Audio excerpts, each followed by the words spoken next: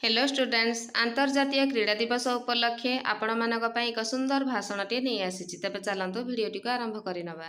मान्यवर सभापति महोदय, सम्माननीय मुख्य अतिथि, आदरणीय गुरुजन, उपस्थित अतिथिवृंद एवं मोर प्रिय भाई और भौणी माने समस्त को मोर अंतरर नमस्कार।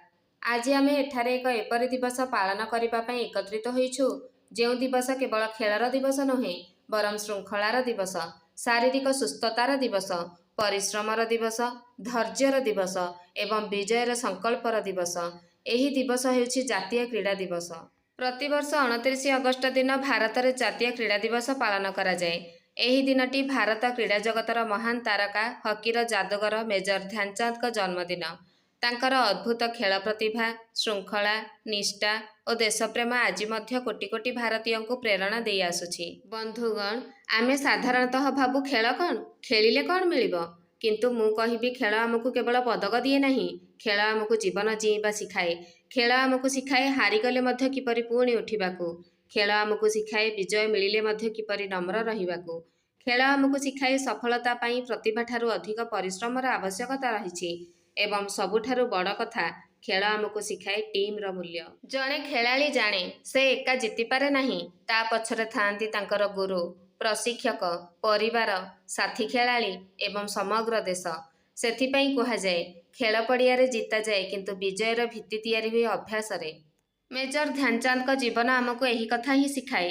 तांका हाथ में हकी स्टिक आसिले मने हेउथुला बॉल तांका इच्छा अनुसार चलुछि।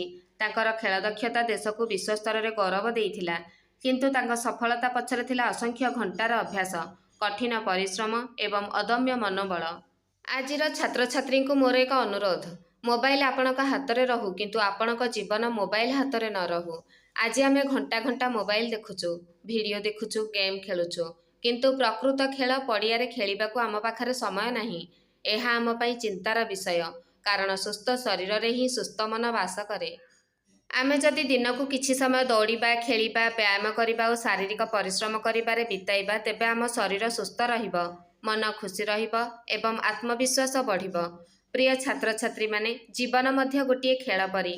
केबे आमे जितिबा, केबे हारिबा, केबे लोके आमको प्रशंसा करिवे, केबे समालोचना करिवे, केबे रास्ता सहज हेबो तो केबे रास्ता रे कंटा थिबो। किंतु जणे प्रकृत खेलाड़ी केबे हार माने नहीं, पड़ीगले उठे, हारिगले शिखे, पुणी अभ्यास करे एवं पुणी विजय पाई पड़िया को ओह्लाए।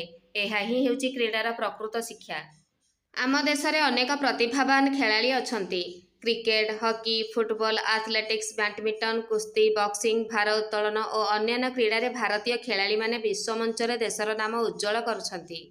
जेतेबेले जणे भारतीय खेलाड़ी विश्व मंचरे देशर त्रिरंगा उड़ाई थाए, सेतेबेले केवल जणे खेलाड़ी जीते नहीं, जीते समग्र भारत, जीते आमर गौरव, जीते आमर त्रिरंगा। सेही मुहूर्त रे जणे खेलाड़ी आखिरे थिबा लुह आमको कहिदिए देश पई खेलिबार गौरव केते बड़।